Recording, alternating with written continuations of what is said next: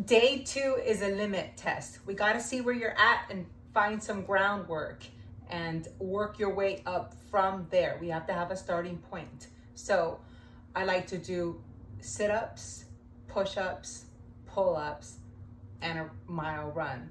And I know it's challenging for you post-pregnancy. So if you have to modify the sit-ups, please do so. I time my sit-up for 1 minute.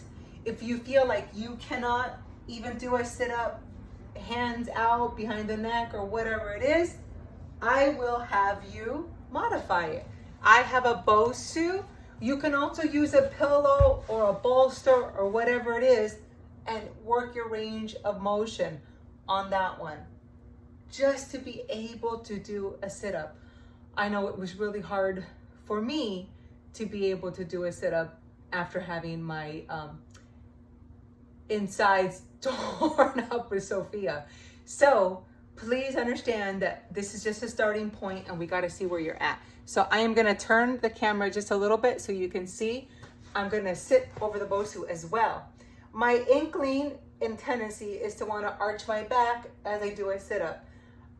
I don't want to. I want to, again, engage that core stability. So I want to think about putting one vertebrae down at a time and being able to do a sit-up.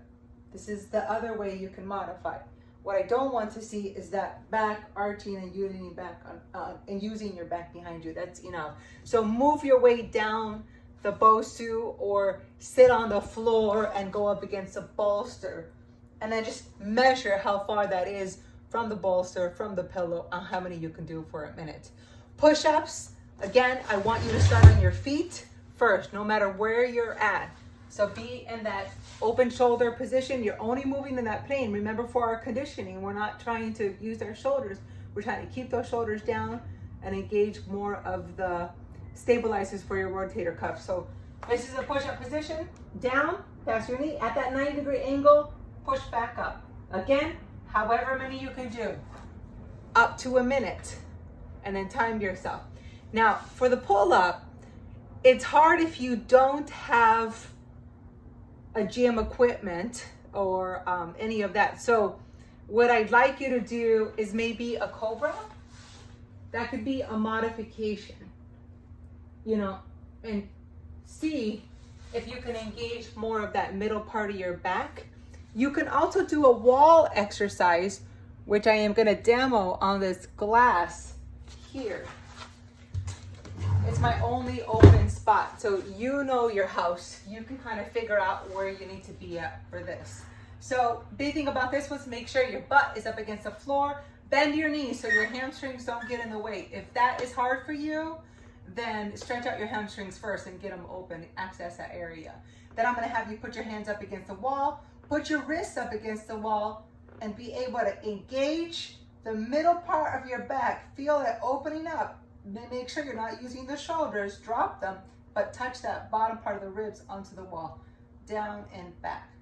And it looks easy, but when you get into this exercise, it's very challenging to try to get the wrist back there as well as not arching your back and keeping that stability there.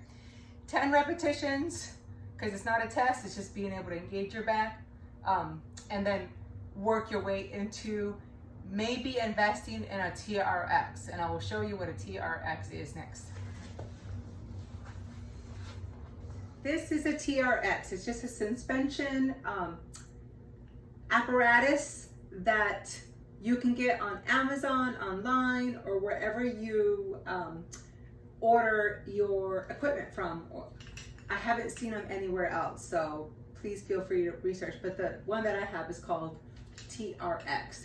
The thing about this is you're gonna hook it up either on your door frame and close the door. It's gotta be suspended at an angle where the closer you are to the wall, the more challenging it is. The further away, the easier it is. So I'm gonna be at this position. I'm gonna bring my chest up towards that hook and try to keep it all in my mid back. Don't let my lower back arch or get in there, okay?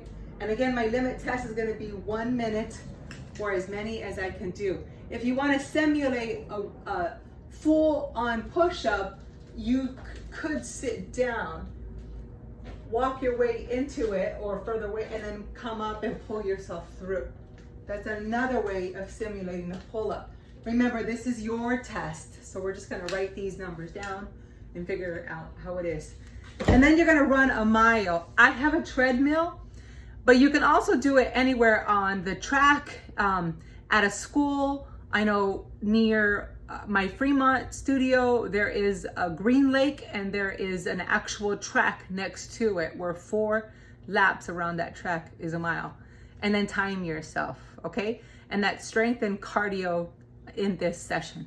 So then we'll move to 3 for this week and we'll be done with week 1.